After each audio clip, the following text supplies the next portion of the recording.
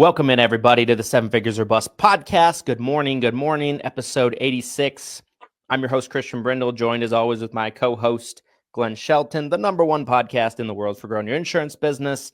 And we're back. Good morning, good sir. Good morning.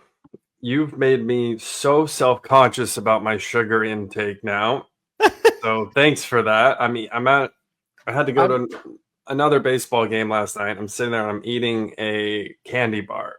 And all I can think about is all the sugar I'm eating. It was a cookies and cream bar.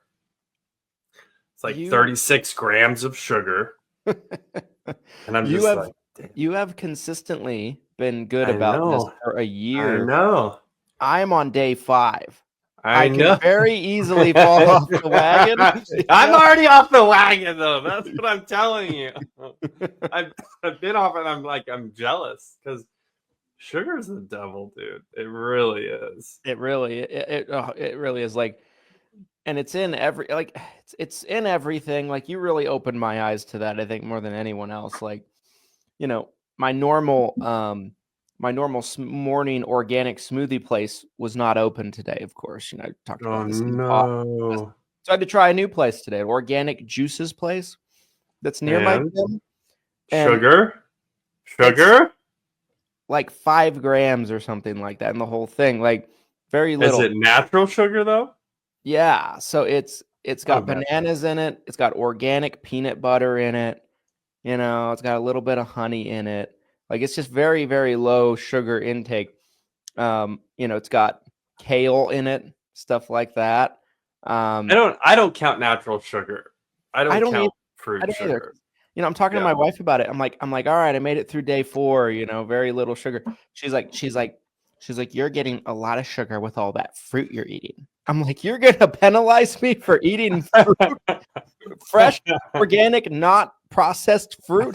Are you for real right now? But technical. He had too much fruit. Here, replace all that fruit with celery sticks. You can't have it anymore. Or lettuce. Have water in the form of lettuce. Speaking of crazy diets, cleanses, did you ever try or hear about the celery juice cleanse when that was a huge thing? I want to say it was like right around the pandemic, right after the pandemic. Yeah, I remember hearing about it, but I can't say I know much about it or like what it entailed. I don't remember if it was just like the quantity of celery juice. I remember I tried it for a little while. It's supposed to be really good for you as far as like cleaning you up. I'm now leaning towards doing that water fast, though, and maybe we can get the group back into this.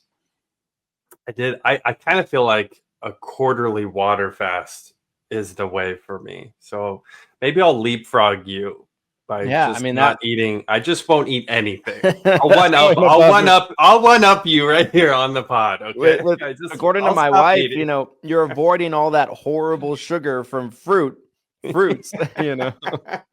So you're avoiding all of that. Like, I can no matter what I do, I feel like the thing that I just can't do is not eat anything. I have a hard time functioning. I'm not strong enough. I'm not as strong as you water fasters. You stop after especially after the first day, you stop really feeling so hungry. Your brain kind of works with you, and your brain's kind of like, hey, we get it. There's no food. We're not going to make you suffer as much. I also I'll chug water too. If I start to feel really hungry, I'll fill my stomach with water, and that kind of messes with my brain a little bit too. But are you allowed to drink something like this, or is it just water? Nothing but water. So typically, I've done a few of these. So typically I'll do herbal tea, water, broth. So like some chicken broth or some beef broth. So you want to get some sodium, you want to get some salt because you're drinking a ton of water, and then really just water. So I really try to avoid any smoothies or anything that has like a significant caloric intake. I'll do black coffee sometimes too. because again, there's not really anything in it. Right. Yeah. I get that. For me, the coffee, this is what I've learned about myself these past 5 days. Talk to me about the black coffee. I never thought I'd get it. This is crazy. You've heard me say I hate black coffee because I like things in it. I like the additional flavors mixing with the coffee flavor. I don't like the coffee flavor by itself. But historically, I've always drank iced coffees. So like I like cold coffees. I like that. I don't like hot coffees as much. What I've learned is if I'm drinking black coffee and I put like a splash of no sugar cashew milk in it, that's what I've been doing.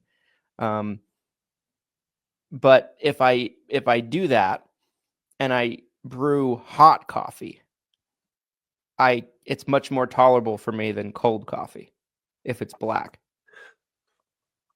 I don't think I really care at this point. I do feel like hot coffee was always my thing initially. It was a lot easier to drink hot coffee. I also feel like there's this your body absorbs hot water. I remember, I'll never forget this. I was in the Philippines on a Lead Heroes trip, and I'm sitting down with my core team, and we're all ordering drinks, and one of my team members orders just hot water. He just wanted hot water. Still with us today? No, I think they're actually gone now, unfortunately. Okay. God bless their soul, but I don't think they're with the company anymore. But they went astray. They got lost. Yeah, they went astray. We lost one from the fold, unfortunately. Lost one of our sheep. We lost one of our sheep. Our core sheep. It was so funny though, because they just ordered hot water. I was like, "Are you getting tea?" I was like, "Why are you doing?" And they were like talking about how they feel so much more hydrated when they're just drinking hot water because the body can absorb it. Because you drink something cold, your body has to heat it up and then process it. So I always felt like, ever since talking to that situation, like hot coffee, I feel like hot coffee gets in me faster. Yeah, that's what that story was. Yeah. That's the hot coffee story, guys. Yeah, hot coffee on the pod. Hot coffee on the pod. Yeah, it's weird to me because I tried to, because I went out and bought this like new coffee maker. The one I had at my house had been sitting there for like 3 or 4 years, never used. And I tried to brew something with it, and it's like, oh, this is not pretty. So I threw it away. What did you get? You didn't tell me, dude. You did not tell me you got a coffee. I have the best coffee maker. I'm so happy with my coffee. What did you get?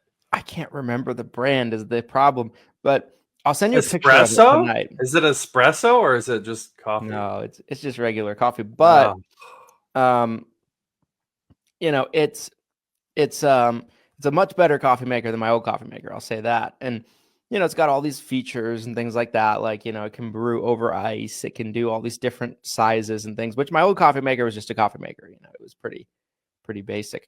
So I brewed a cup of coffee, cold, iced it, tried to drink it. And I'm like, I can't do this. This tastes like dirt. I feel like I'm drinking like mud water. And I was like so miserable. The next day I tried it hot. Splash of cashew milk. And I started drinking it. And I'm like, I don't know what it is, but this isn't as miserable for me. Every gulp is not as miserable for me.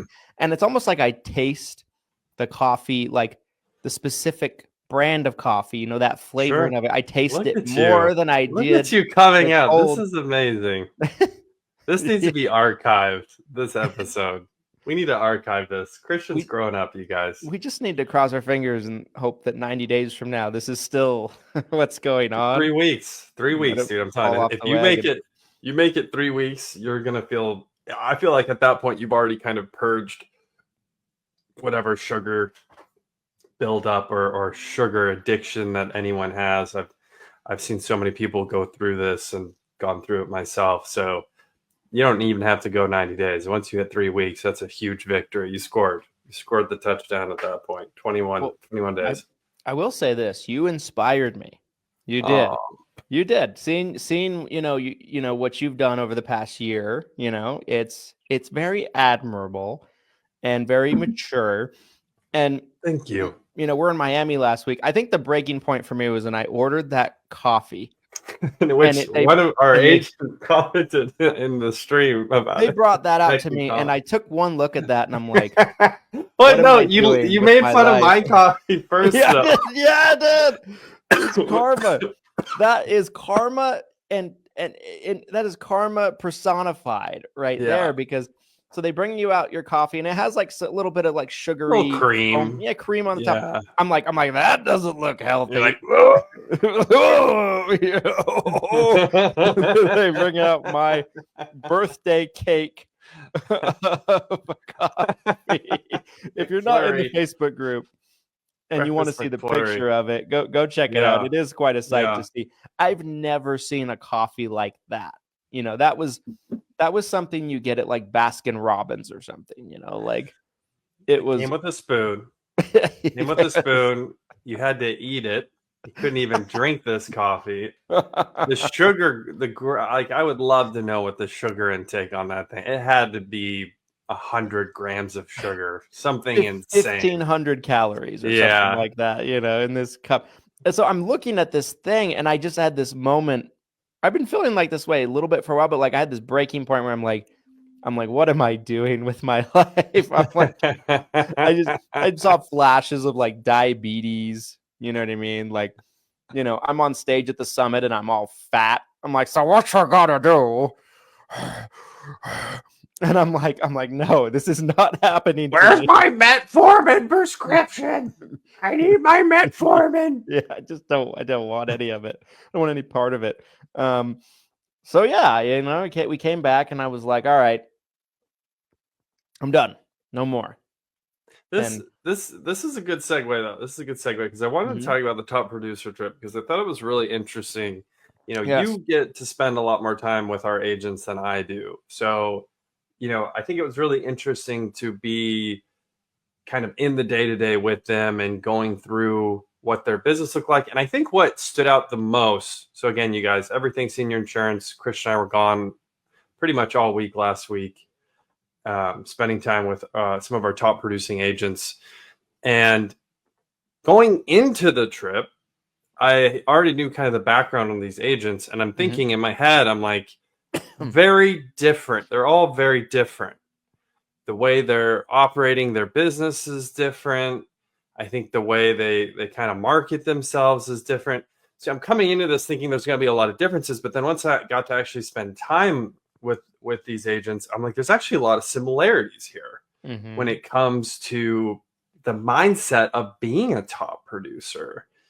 And, you know, as much as I hated that they would take time away from all of us being together, you know, they also prioritize their clients. They're taking client calls, you know, they're sending emails. They are in it. Like, and I think that type of obsession is what separates the top producers from the average producers, you know?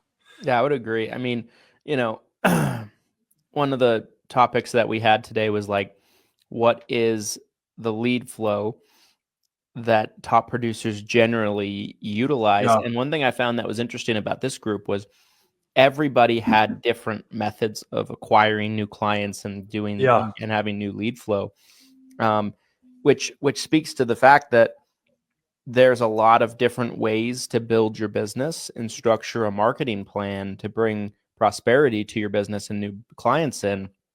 But I do feel like there's a handful of ways that, like, in general, top producers typically will do something along those lines or a mixture of, with few exceptions. And there's other things that, like, it's just kind of a known thing. You do that, you're not going to succeed, you know, like, you know, like we had an agent recently, you know, who I did a call with, you know, exchanged a million emails back and forth with, and he ended up deciding to go in a different direction. But, like, you know, I kind of laid out like what I thought he should be doing to start off with. He was very green, very brand new. I'm like, okay, in my opinion, like, you're too new to learn how to generate your own leads. You just are.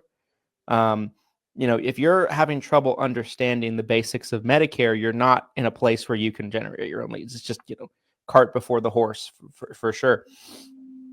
And so what I recommended is what I recommend to all new agents in that situation is like putting together a combination of grassroots marketing and referral building and putting together a monthly budget, whatever it is, whatever you can afford, Yeah. of buying leads, and I was like, and then as you start to build, as you get some more momentum, then maybe you learn how to start generating your own leads. It could be, Facebook ads, it could be seminars, it could be webinars, it could be, you know, postcard drip marketing like Becky and Keith Reel do, who are on our trip with us. So, but to start when like you really just don't, like you're a baby in all intents and purposes, right? In terms of what your knowledge base is, that's probably, in my opinion, the best way to get some footing. I really believe that. And instead, this guy bought a list and started cold calling them, and I'm like, I don't care who you are. That's not going to work today. That is not going to work today. It sounds like he had a carrier provide him a list and just started cold calling him. I'm like, why? Why are you doing that? I told you not to do that. I told you the opposite. And so that's what kind of one thing that got me thinking about this topic is like, what are some surefire things that like in 2025, it's like, oh yeah, you shouldn't do that. Nobody should do that. And what are some surefire things that like in general, top producers pull from that bucket? And that is where they get their lead flow from. Because I think how you get your leads and the efficiency of it, I think has a lot to do with the volume of business you're able to write, right? 100%. 100%. But again, to go back to the top producers that we were just with, it was a diversity of marketing strategies. There's not just one way. And that's always bothered me, even as someone who's operated a marketing company for a decade now in this space. I've never once had the message that I have the secret sauce. This is the only way you should market. I've never once put that up. You'll never see any messaging from me surrounding that. Yet so many people do try to say that. From a recruiting standpoint, especially, I can't tell you how many times I've seen IMOs and FMOs basically try to act like they have the holy grail of marketing. The other thing is marketing is kind of always this moving target for various reasons. So a lot of times things have to change a little bit. We've talked on the show about having a portfolio of different marketing strategies in order to really win. So, I think it's important to know that there are different ways you can be successful without it all looking the same. And that was the main takeaway for me from this trip is that like here's several individuals that are all very successful in their own way and by their own measure, especially like they've already achieved or exceeded their own goals and they've all done it in very different ways. And what's really cool about what we're doing at Everything Senior Insurance is we're set up in a way that whether you just want to be an independent agent and you just want to do this, by yourself, or whether you do want to be an agency owner, you want to have LOA agents, or maybe you want to try to start your own FMO, like we can help you no matter where you're at and what your goals are. Yeah. And it does kind of come back. And this is another thing we talked a lot about on this trip, you guys, that I think is super important is self-awareness. What do you want? What are your goals? Because I can try to throw what, my perceptions are on you. I could try to be like, you should be writing 300 apps, or you should go recruit 10 agents, or you should, start an LOA call center. Like I could throw stuff at you, but who cares what I think? Right. Like, what do you want? And that's a conversation that I, over the past year or so, have routinely had with agents that I might have not had at the beginning when we started working with agents, because at the beginning, I was always tackling it from a perspective of like, how would I do it if I was you? But I'm not you. You know what I mean? Like my goals might be different than yours, right? Like my goals are to take over the world. Hostile takeover, like, Pinky in the brain, baby. yeah. Pinky in the brain, Brain, completely brain, brain, insane. brain. Brain, Um, brain, brain. but that is my goal, right? My goal is I want massive growth. I want Yeah. it all. Give me. I want it all. But at the same time, I'm willing to go through a lot of shit in the process. Um, you and I want similar things in a lot of ways. I feel like Yeah. from a business perspective, that's why we work so well together. Yep. But can you imagine if we wanted two totally different things? Our partnership would be kind of a disaster. Yeah. And so, I've started having that conversation with agents as I've started to realize that more over the years. And it's like, before I can really tell you what you should be doing, the first question needs to be answered. And where is it that you want to go? Where do you see yourself in your business? And like, where do you see yourself, where you see your business going to? What's the final destination, if you will? Yeah. And then what does your day-to-day look like in that business, right? Like, Yep. do you want to build yourself out of selling? Do you always want to sell? The strategy for that is two totally different roadmaps. Like, you're going down this road, and depending on the answer to that question, like, you're going to go like this in terms of how you 100%. structure your business. And so, I think that self-awareness is super, super pivotal. The exit of your business is the same way too. Some agents don't want to exit. Some agents, and again, now being through this on all different sides, having friends in the industry who've been acquired, acquiring other agencies, having my own conversations with private equity over the years about what an acquisition would look like. I really feel like I've seen it on all sides now, and I have I think I have a good understanding of kind of how this all works. And some agents don't want to be acquired. Some agents just want to grow a book, live off the renewals, and service their clients, and they're happy as a lark doing that. But you can't live someone else's dreams. Like, you've got to figure out what your roadmap looks like and then execute on it, and figure out partners who can help you execute on what that roadmap is. And this was another common trait, though, that I feel like with these top producing agents is I felt like there was a level of self-awareness where I felt like each individual we were talking with that was there was some level of self-awareness of, I've been doing this. This has been working. I'm doubling down on this. And this is my road forward. Sometimes it's as simple as that. I loved it, though. I loved every minute of it. I'm excited for more interactions with our agents. We got the summit coming up. I know we'll be able to spend a lot more time with some of our agents there. So it's a great trip. Yeah, absolutely. I had a great time. I genuinely feel like everybody had a great time. And it was fun. It was busy.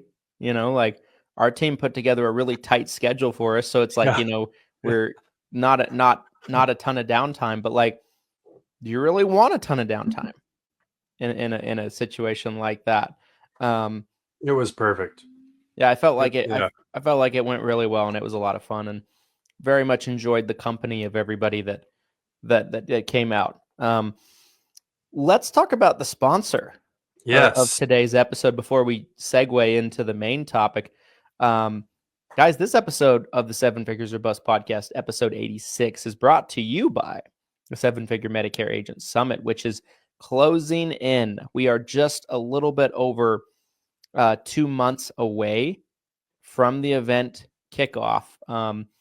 Guys, the 7 Figure Medicare Agent Summit, in my opinion, is the premier event that you can be going to in 2025.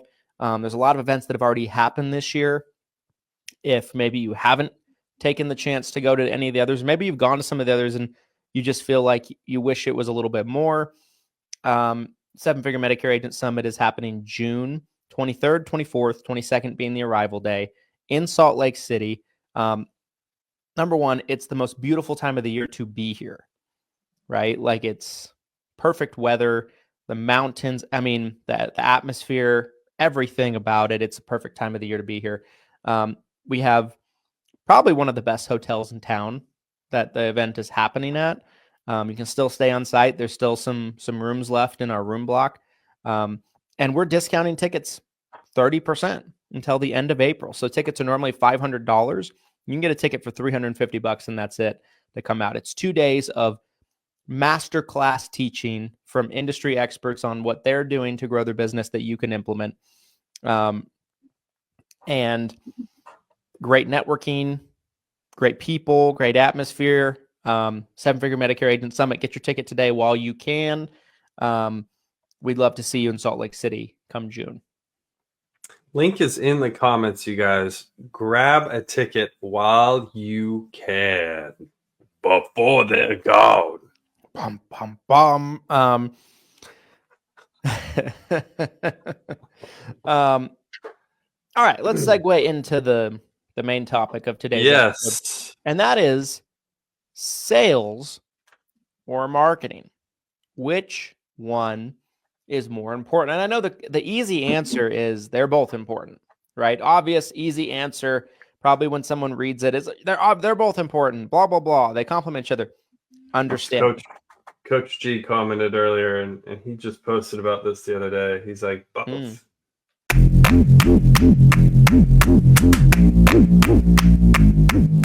This episode of the 7 Figures or Bust podcast is brought to you by my mini course, How to Find and Buy Books of Businesses. Guys, in 2024, Glenn and I, in our combined company, purchased and acquired through acquisition 900 clients. And over the years, we've purchased thousands of clients to grow our agency internally. And we've learned a thing or two over the years, right? There's certain things you need to look out for. You need to know how to value a book of business. You need to know how to transfer everything, what the expectations are in terms of the timeline. And you need to know how to put a deal together and structure it to protect yourself while still at the same time doing good business with people. Guys, this mini course is around 10 videos long. It's a quick and easy thing to get through. And it's a great way for you to grow your book of business in 2025.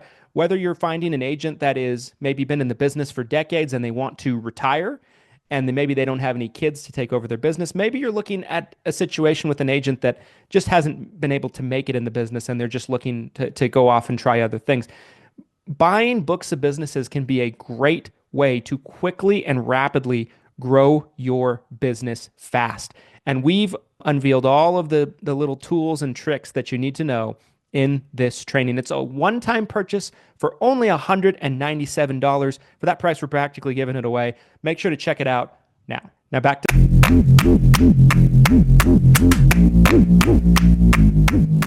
Let us know. Yeah. That would be great. Yeah, so I feel like the reason why I think this conversation is relevant is because to me, it helps me kind of, understand which one is more important to lean into in terms of where your efforts are going. I agree they're both important. I think anybody would agree with that. But should you put more concentration and focus on one over the other? And I would agree there's a strong argument to state that you probably should.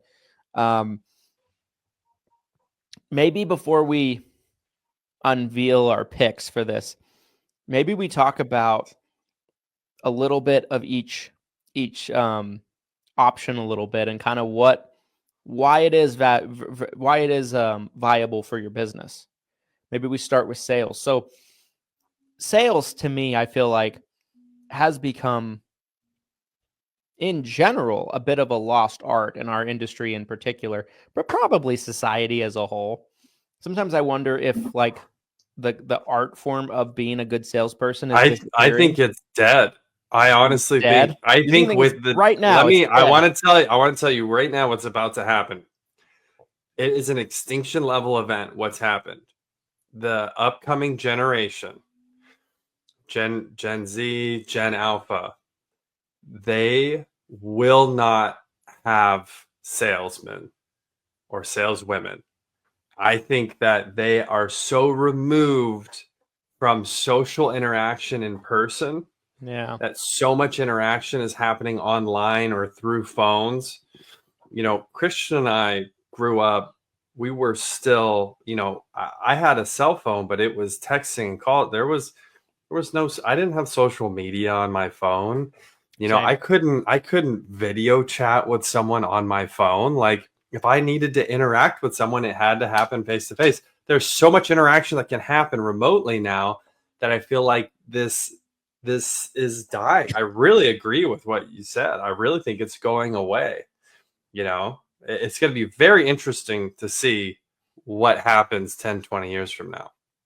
Yeah, it surprises me a little bit to hear you say that you think it's dead already, like we're already there. Like, Well, the fossils it's are coming. in the ground, The meteor's in the sky. Let me rephrase. The meteor's in the sky. Okay, On the it's way not that down. it's not that it's already dead. That's an exaggeration. But I see the meteor, and it looks like it's coming. From yesterday's pod, the moon is on the way down. You're looking up, and there it is. The moon's getting lower. It's deorbit. The moon is deorbiting into our atmosphere. Slowly but surely falling on your head. If you are sales. Yeah, I feel like it's undeniable, truthfully, right? I think it's undeniable. I feel like in general, our society has such a stigma on sales and salespeople. I mean, most salespeople don't even want to call themselves salespeople anymore because they feel like it puts them in a bad light, right? And some people even convince themselves of it too.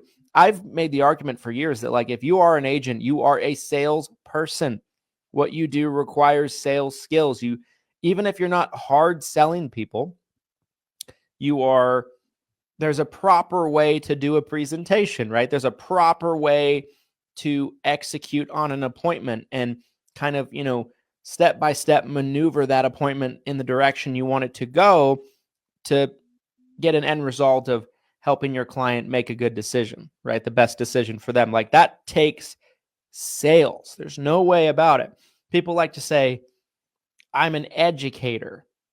You're a salesperson, right? Like, there's certain, there's certain things you should say and you shouldn't say in an appointment. There's certain things you should say and you shouldn't say on a call, right?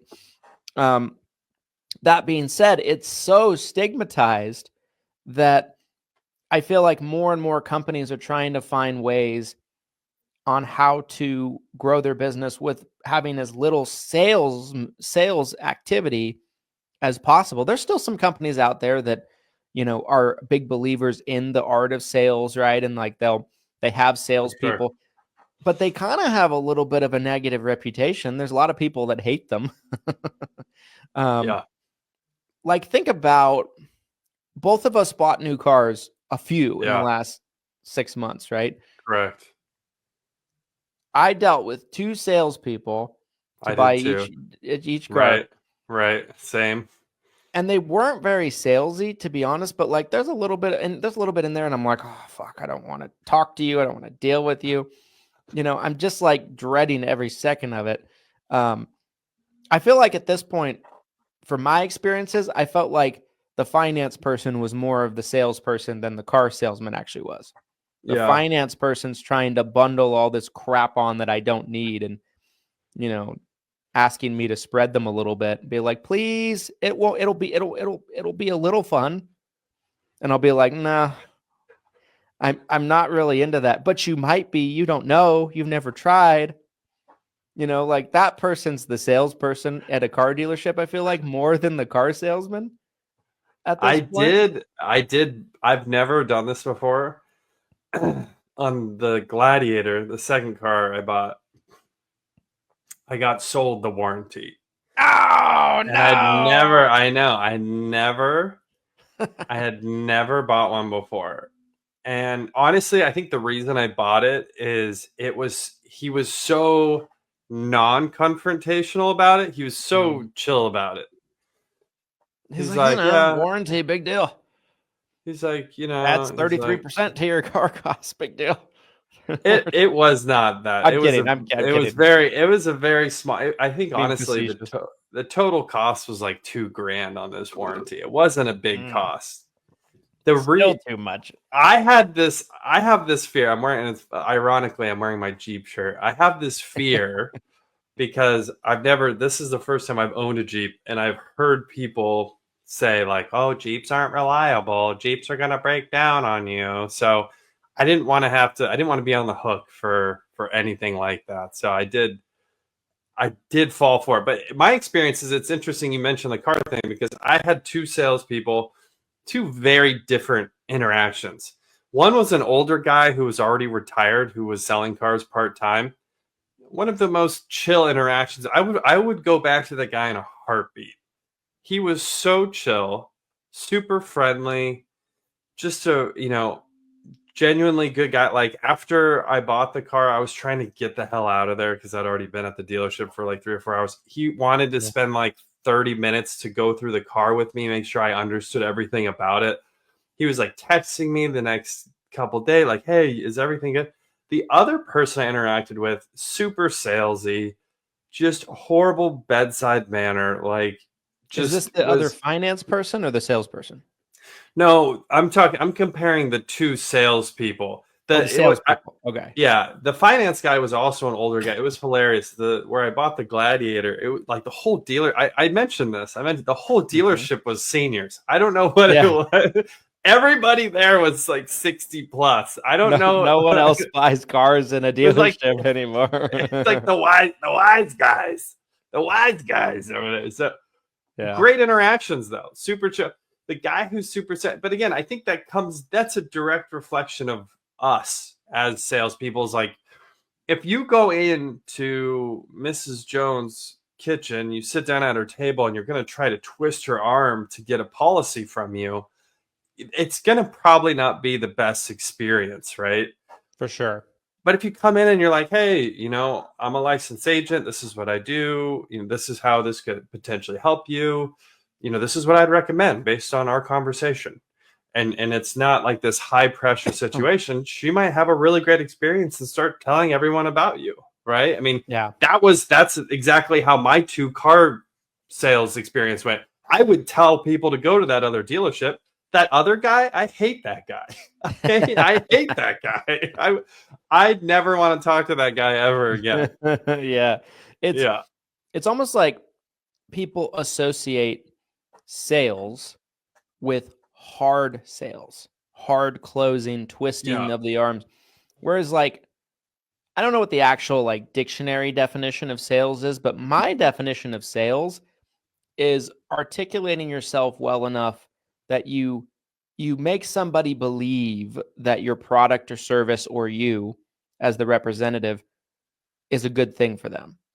You present your product or service in the best light possible that can give people an opportunity to believe in what you're saying, right? Like, and there's right ways and wrong ways to go about that. I would argue, especially today, those super hard salespeople, I think for the most part, that's the wrong way to do it, especially for what we do. Like, if someone's selling like some massive high ticket thing, I might, that might be necessary to do those super hard sales. Like, people might not be able to get out of them, that kind of thing. But for what we do, it's so long-term relationship based. If someone starts the relationship off in a negative way, or they felt like they were pressured or forced into something, that usually isn't going to bode well long-term for you. But at the same time, I feel like if you are too lackadaisical, people won't make a decision at all. I think you can be too soft. Right. I think totally. How many times have we seen like someone buy a batch of leads and they're so passive and people just run them over? Very, very, very true. I see it all the time, especially when, you're listening to someone's calls. And we had an agent not too long ago that we were listening to calls. I know we both listened to some of these calls, and I remember we were like, oh my gosh, it was so passive, the recording that we both listened to. So it is a fine line. Yeah. I think with car salespeople, it was so refreshing to not have that even though he was being super passive, it worked for me in that moment. But I think there's this, you have to kind of thread the needle a little bit as a salesperson where you're firm, you're building urgency. So you're trying to get them to make that decision right there, right?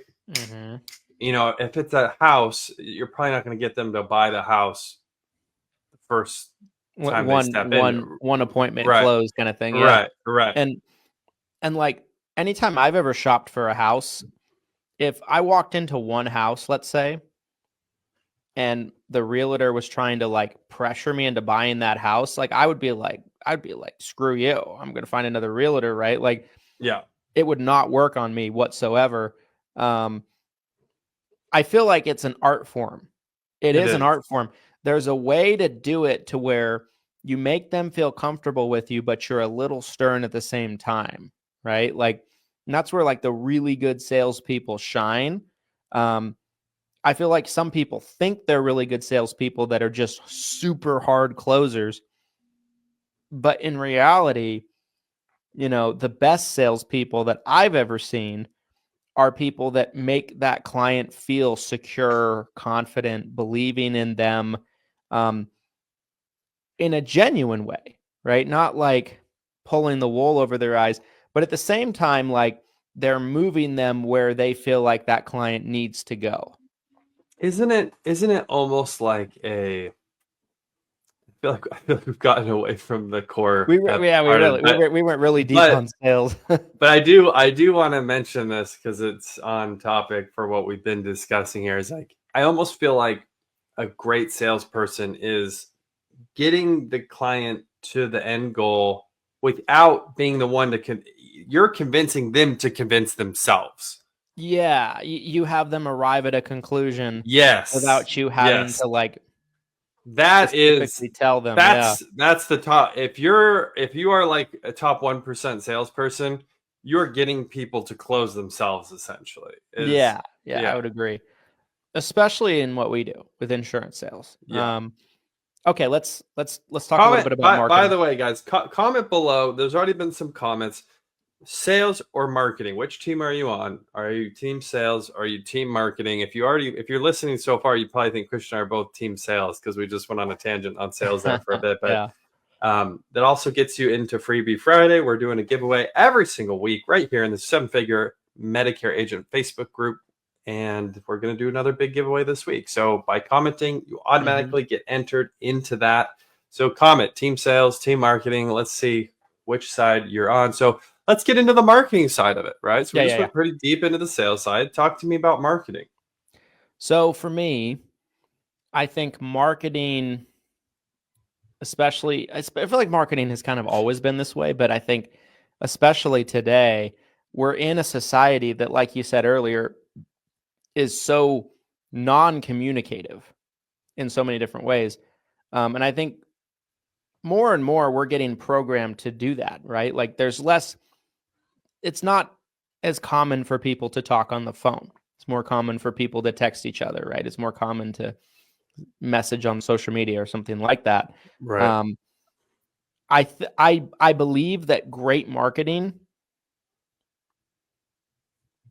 sells people, or not, maybe doesn't do the entire sales for you, but I think it great marketing can tear down a bit of a barrier and almost do a portion or a fraction of the sales for you and get it to the point where you can do minimal sales effort in order to convert somebody into a client. So I feel like marketing is so important from the standpoint of like, you can be a lousy salesperson and a great marketer and get business. Yeah. If you're a great salesperson and a lousy marketer, you can still get business, but it comes from a lot of really difficult, much harder grit and grind type much of harder mentality. Whereas marketing can really bring people to you that are qualified people, that are interested people. and it can do some of the convincing for you on an automated basis. Yes. So, I mean, marketing. Now, the thing about marketing is there's probably just as many people that don't know how to market or are bad at marketing that are bad at sales. I mean, how many people do you think in the insurance space are great at marketing? I would argue it's the same amount as great at sales. Wouldn't you agree? Yeah, I mean it's kind of like when we talk about how the average Medicare producer can only write 4 or 5 apps a year. That's the marketing stats would be the same way, where it's like, you've got the top 1% who can really market, the top 5%, right? Mm-hmm. Who are really good at marketing, but then the 95% are really struggling. You put Yeah. out stuff that's horrific looking. I see your guys' ads and I'm like, what's the call to action here? Why is the color scheme so wild? Why is this all text and there's no image here? Like, nothing bothers me more than when I see just completely butchered advertising. I love a good ad. I will screenshot sometimes, and not even specific to the insurance industry. Just sometimes when I see a really solid ad that I like, where I'm like, wow, that's great.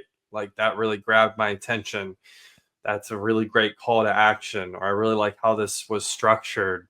Just something, to kind of save for my own thoughts. And sometimes that translates over into what we do, and sometimes it doesn't. But Yeah. I think very few people, though, can really market the way that top marketers can. I feel like, and I completely agree, by the way, like I pay a lot of attention to advertising all around me because I'm interested in what other people are doing. Like I try to look at things very objectively. Like, if I was your consumer, whether it's insurance or not, if I was your consumer, does this make sense to me?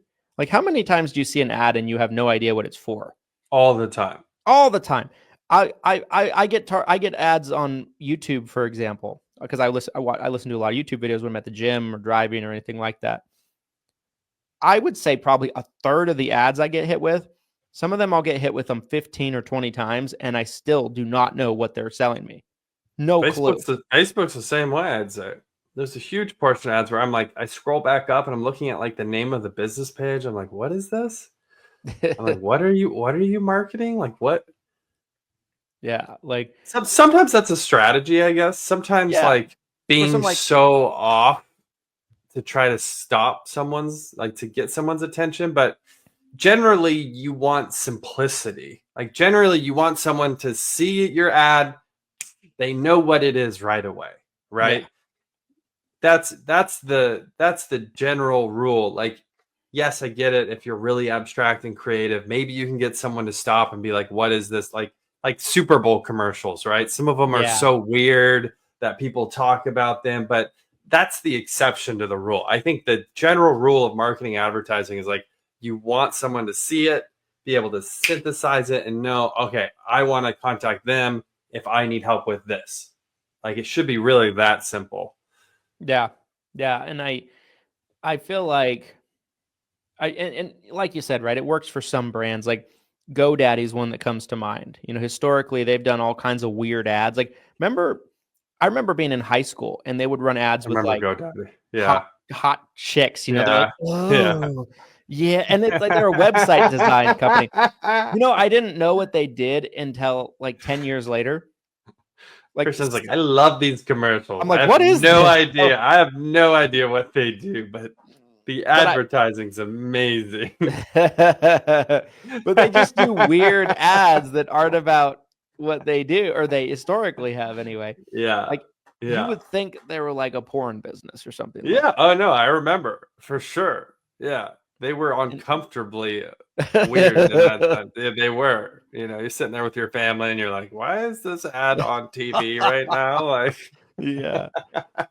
Like, so some companies can get away with it, but like, those companies, they have massive marketing departments, right? That are like kicking ideas around, they're spending all this money on like research and everything like that. Like, if you're just an agent and you are trying to run ads, I think your best practice is make it clear what you're talking about. Number one, make it simple. I've always said, I'll give you guys a little nugget on the show today.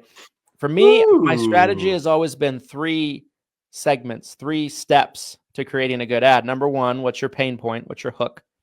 What problem are you trying to solve, and how you're making them feel the pain? So, turning 65 and tired of not knowing, what direction to go, or, tired of getting bombarded with inundation, turning 65, not sure how to structure your Medicare. Like, what's the pain point, right?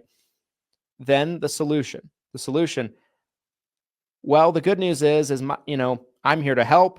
My name's Christian. I'm local to you. I've been helping people with their Medicare for 10 years. I eat, sleep, and breathe Medicare. I can simplify it for you. And then the call to action. What do you want them to do? Right? So like in general, and there's better ways you can like structure the actual specific wording of an ad, but like in general, if you put those 3 things in every ad, you're going to get somewhere positive, as you go. And I see so many people running ads where like, there is no hook. There's no call to action. It's just like, call me to like I saw an ad the other day.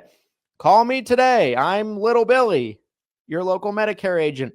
Like it was like a sentence ad or 2-sentence ad copy. There's no pain point. There's no call to action, right? There's none of that. It's just like, call me. I'm Billy. Hi, call me. Yeah. I've seen them. Another exception to this rule though, and what Christian shared about like hook, what's your problem? Here's how I can solve your problem. Like that really is marketing 101, 100%. That's what drives marketing into sales, into revenue. Like that's it right there. It can be that simple. There is exceptions to the rule where you have like branding marketing. Yeah. Where you don't, where you can just market your brand. Like, and some of the biggest brands in the world do this all the time, like Coca-Cola, where they don't have any call to action. It's just, we want you to remember us. And so we're just going to throw some stuff up there. Here's a billboard that just says Coca-Cola, something like that. Our rebrand advertising we've been doing all year. Sure. That's a great example of that. Yeah, absolutely. So we're getting towards the top of the hour. We spent some time talking about sales. We spent some time talking about marketing. Yeah. If you had to pick one though. Yes. Right. If you could only have one that you were maybe truly proficient in, or maybe you only had one that you were, let's say you had only a certain amount of time or money and you had to invest into one. What are you choosing and why? Yeah. So I'm going to tie this into with my final thoughts a little bit. Yeah, I think that's a good idea. But so for me, I want to preface my comments by saying they both matter. They both matter. If you can be good at both, the sky's the limit. You can do anything, I feel like, in a lot of businesses, and ours is no exception. But if you had to pick one or the other, what's the more valuable skill set? It's marketing. Marketing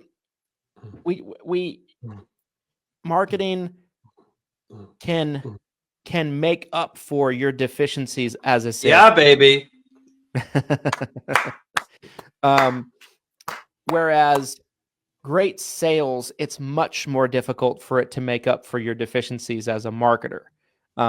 Now you can work with marketing companies, you can buy leads, things like that. It's certainly possible, but I think great marketing is so valuable, and it can bring more explosive growth to your business than anything else. And I feel like marketing is becoming more and more important, to where if you don't have some semblance of marketing skills, long term, your business probably won't be relevant. Like that's probably where we're going.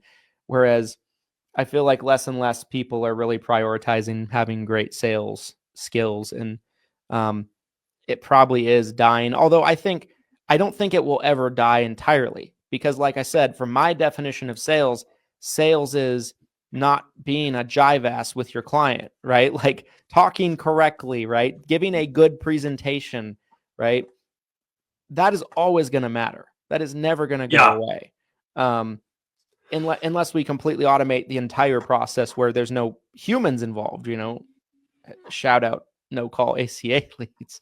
Look how that went. Shout out Robot Patriot Insurance. 10,000 apps a day. Yes. Easily achieved. So that's my thought. We got a sales comment. Okay. A lot of marketing comments, some sales comments. Again, there we go. Whether you're watching live right now or you're both watching the replay, important. They are both important. But live or replay, comment below on this stream, you guys. I want to know sales or marketing. Mm-hmm. What team are you on? If you had to pick one, Chase, Mr. Coach G, he said both. That doesn't count. Sorry, Chase. Revote. You have to pick one. I think it's very intertwined. Obviously, sales and marketing. And I'm super biased, being that I've been in sales a really long time. I've also owned and operated a marketing company for a really long time. So I'm definitely biased towards marketing. But what I can tell you is that truly good marketing is essentially just sales. You're selling to the masses is really how I look at it. I am putting a message together that I am then funneling through some type of amplifier, whether it's an email that's being sent to thousands of people, or you're putting it on an ad that you're showing to thousands of people, whatever, amplifying, a billboard. It's still all sales, in my opinion. It's just you have to be smarter about how you're selling to sell through marketing. If I'm just sitting down with someone and we're having a one-on-one conversation and I'm at the kitchen table, that, to me, that's just sales. That's basic sales right there. I'm trying to navigate this conversation with my prospect, and I'm trying to get from A to Z. I'm overcoming objections. I'm trying to get to the point where I'm filling out this application and I'm closing them on this insurance policy. But if I'm trying to drive people to call me, or I'm trying to drive people to fill out a form, or if I'm trying to drive people to send a card back in the mail, and again, I've done all of it. You have to be able to sell through a different medium, and then you're getting that call. The call to action is the close. Even if it's just them filling out a form that says, okay, you can contact me, you just close them on that. Did you get any actual monetary? No, that's not necessarily like a direct revenue generating strategy. Just because they filled out a form doesn't mean that's going to turn into revenue, but it's part of the pipeline. It's part of the process. So I think you have to be a good salesperson to be a great marketer. They're connected, but ultimately marketing is the bigger piece, because if you can figure out the marketing, you can be a mediocre salesperson and clean up all day. If people are picking up the phone and they're calling you and they're saying, hey, Christian, I see your ad here. I really need help with my Medicare plan. You don't have to be some sort of ninja level expert salesperson. You just have to be competent to navigate that conversation from the time they contacted you. So team marketing all day. Absolutely. But there's a level of integration here between the two that I think a lot of people miss. Agreed. I think they go hand in hand together. They're both vitally important, but sometimes you have to pick between your children. Not really. Just kidding. You don't really have to do that. For you parents listening. Favorite child alert. A new challenge. Comment your favorite child. No, I'm just kidding. For all you parents out there, please don't do that. Love your children equally. What an end. What an end of the pod right there. Appreciate you guys watching all the way to the end. Hope you enjoyed the episode 86, sales or marketing. Comment your thoughts on any platform that allows you to do so. What do you think? Sales, marketing? Do you want to say both? Whatever you want to say. Make sure to comment. Don't say both. Don't say both. Don't say both. Don't do it. Take a stand. Stand for something. Republican or Democrat. And yeah, make sure to like, comment, subscribe on YouTube if you're consuming the show there. Appreciate you watching all the way to the end. Make sure to give us a 5-star review and subscribe on podcast platforms such as Apple Podcasts, Spotify. And as mentioned earlier, make sure to comment on the live stream in the Facebook group if you're consuming the content there to be entered into Freebie Friday. Appreciate you guys. We'll see you on the next one. Here's to your massive success. Thanks, everybody.